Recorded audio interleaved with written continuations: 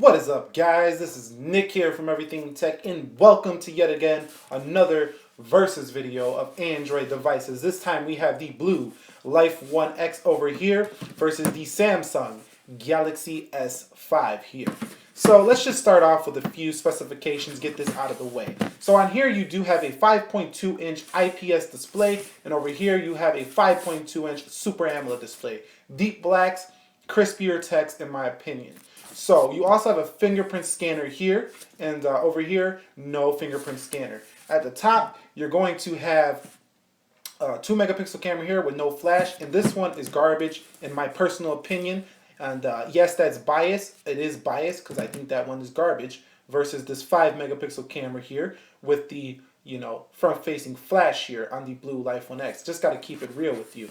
So over here, going to the sides, you're going to see both of them do have a kind of a fake aluminum feel. So the BLU Life One X, BLU claims this is aircraft aluminum, but trust me, this feels like plastic. I'm being honest with you. It looks beautiful, so it gives the impression that it's nice. And don't get me wrong, it doesn't feel like crap. You feel like you have a premium device just because of the way it looks, but it does not get cold like an iPhone 6 would, or an iPhone 5S, or a Nokia Lumia 925. You know what I'm saying.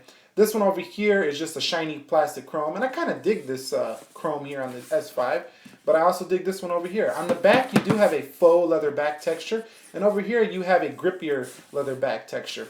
Also on the BLU Life One X, you do have yourself a 13-megapixel camera with flash and a shiny blue logo. Over here, you have your 16-megapixel camera here with flash and heart rate monitor. A lot of people didn't like this camera bump because it stuck out quite a bit here on the S5. So if you drop your phone on the table, bam, you're just going to mess your shit up real quick. And you see right here the AT&T logo. Well, if you get it branded from a carrier, that's kind of ugly in my opinion. Now the speakers on the back, this one is just horrible next to this speaker on the S5, and this is not a great speaker, but this one is it's just not really good. So let's boot these babies up at the same time in 3, 2, 1. And you can see the GS5 is showing the logo, and this phone has been shown in the past to boot up quite quickly from my experience. What we're going to do is take these through an app test like we usually do, and see which one performs better. And at the end of this video, I'm going to give you my personal opinion on which one you should get. Personally, I think the S5 is the winner here on the boot up test, which it is. So let's wait a little bit more on the BLU Life One X to see if it can catch up. Now this is running a TouchWiz software, and this is running stock Android with a few BLU tweaks. But all we're going to do is we're going to do some app switching tests here once the BLU catches up. Looks like the S5 destroyed it on the boot up test, so props to the S5 on that one. You're pretty fast boot up king over here.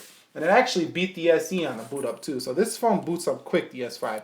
So let's make sure everything is closed over here, everything is closed over here, everything is not closed over here, so that wouldn't have been a fair test. Now everything is closed. So let's do calculator at the same time in 3, 2, 1. Let's come back out. That looked about the same. You guys judge for yourself. Calendar, that looked like the blue from my end. Clock, that looked like the blue from my end. Let's go to contacts. That looked like the blue from my end. So I think the stock Android optimization is showing its prowess here on the BLU Life One X. That was about even. Let's go ahead and play a video here. Let's go to my videos and let's play the BLU Life One X review. Check it out if you haven't already. The BLU Life One X. So that looks about similar. Although it seems to me that the BLU is slightly ahead here on this testing. So let's go into Amazon. And looks like the BLU is ahead, but the Samsung has caught up. About even here on the Amazon application. Let's go into the Play Store. Let's come out here and let's go into settings. Let's come out here. Let's go into Instagram. Follow me if you haven't followed me on Instagram. Link will be down below. Everything Tech_Nick Ackerman. I post pictures, all kinds of stuff about the channel over here. Go back. Let's go into Google Plus. Let's see who wins this one. Looks like the GS5. So give or take, they both perform. One's quicker than one, one's quicker than the other. The Samsung does have a more saturated, rich viewing experience, and this has a more crispy, I would say, easier reading experience. So video watching, the S5 is the winner. If you read a lot, I would say the BLU Life One X is the winner because of it's more easy on the eye. But this is from my experience. This is easier on the eye for reading than this. Saturated color kind of hurts the eyes if you're not watching media, in my opinion. But there are some modes in the S5 where you can go ahead and switch the display around. Overall, this has a 64-bit octa-core CPU with 2 gigs of RAM. This has a 32-bit quad-core 801 Snapdragon CPU with 2 gigs of RAM. And overall, the performance on both of these is very similar. Although I would say from day-to-day consistency, from my experience, the S5 is a more stable device.